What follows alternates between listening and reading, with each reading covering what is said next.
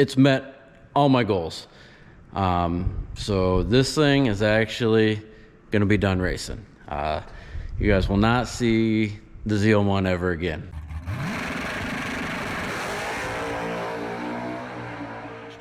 What's up, guys? Welcome back to the channel. So today we're gonna do kind of a little bit different style of a video.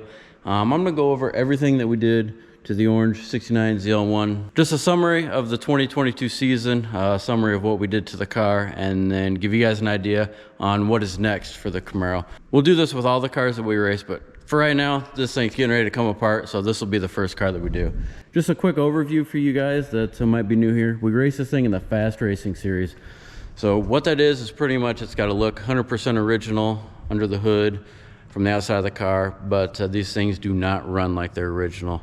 Some of them run in the 9s, some of them run in the 10s, some in the 11s. There's cars all over the board, but this car runs mid-9s at over 140 mile an hour, and we do it on the Firestone wide oval tires that you see now. So last winter, Tony Bischoff and the guys at BES did a little work to this thing. Ended up making on the engine dyno 906 horsepower, 905. It was something right around that area.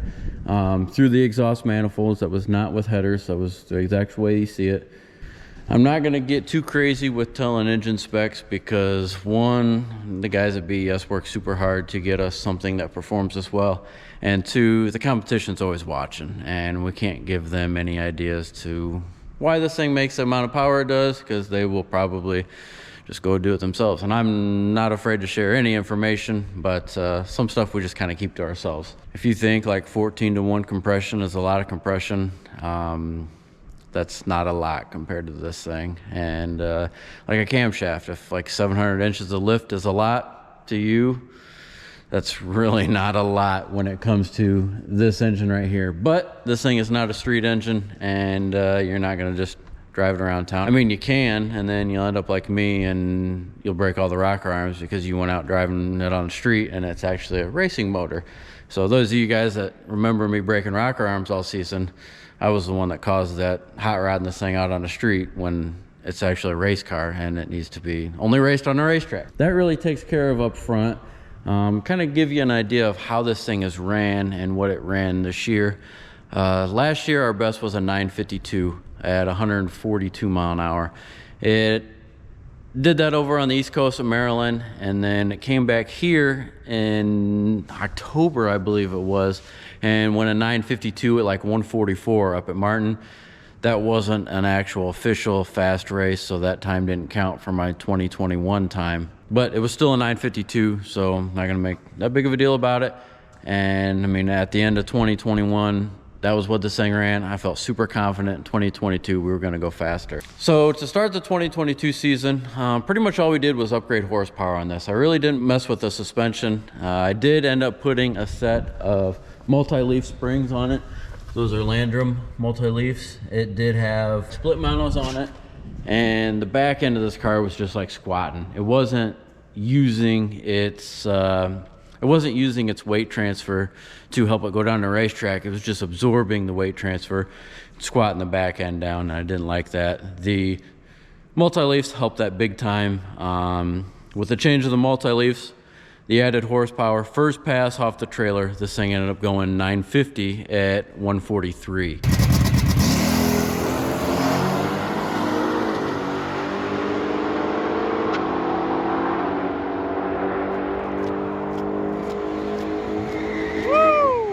That was the spring fast event, literally the first pass of the event. I had super high hopes for this thing all year.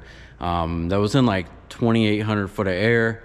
It was like 95 degrees that day. But since it was so hot and greasy and nasty, I couldn't get this thing down the racetrack pretty much the rest of the weekend. It was a single pass home run deal. I couldn't double it up or make it happen again, which was kind of frustrating, but I learned so much that weekend that I figured we'll be able to make this thing fly for the rest of the season. So before we started the NMCA race 2022, this thing had to get updated to an 850 cage.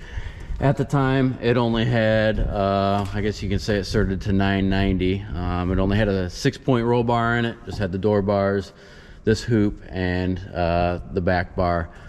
Didn't have the bars that went to the drive shaft tunnel right there. I don't know, they're kind of hard to see. And it didn't have the bars that went up to the dash and over the head. So I ended up putting these in. We added a bunch of weight to this thing, but I mean, it had to be done. I really spent a lot of time trying to hide the bars real nice through the dash.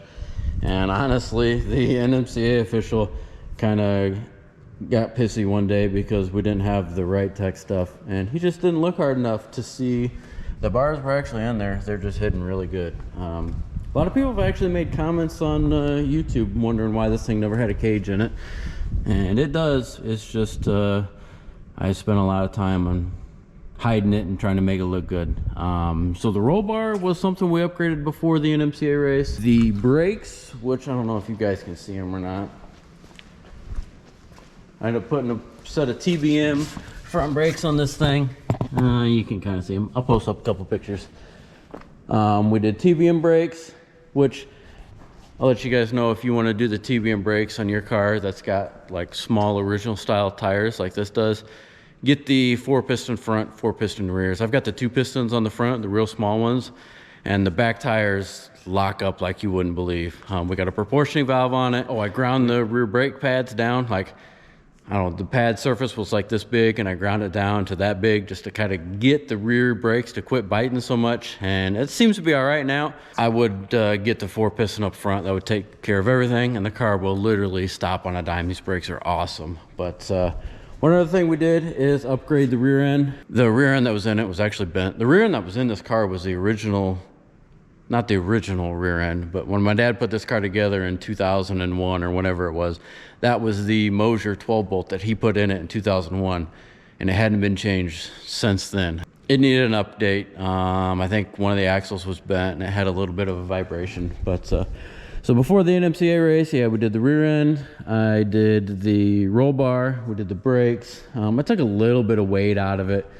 There was stupid stuff that was underneath the dash that didn't need to be there. But other than that, I mean, that's all. The seats are still real seats. I mean, you got seen my dog ride around in it when we go warm up the car. It's not got everything lightened up like a lot of other people do. The back seat looks like garbage because it's shoved in there because of the way the bar is, but it's a real back seat. There's nothing lightweight about that. So there's a lot of weight to be taken out of this thing to make it a lot quicker. So we went to the Fast Martin race. That was the first rocker arm we broke, and that was the time when we thought we really hurt the car.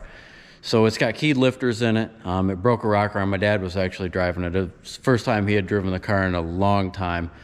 He had broke his Corvette, so I said, hey, just take the Camaro down.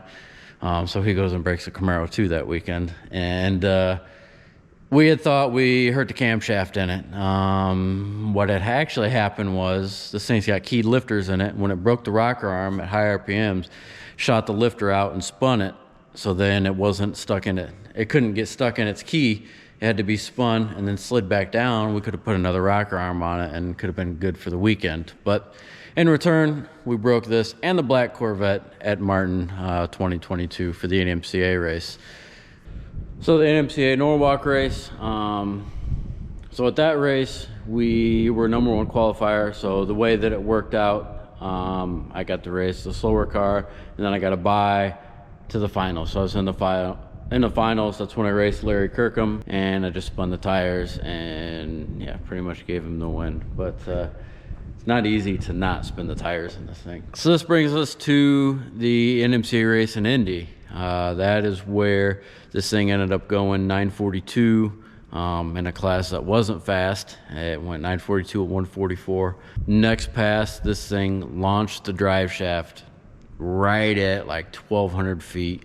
Launched the drive shaft out toward my mom, who was in the other lane. And luckily we had these bars.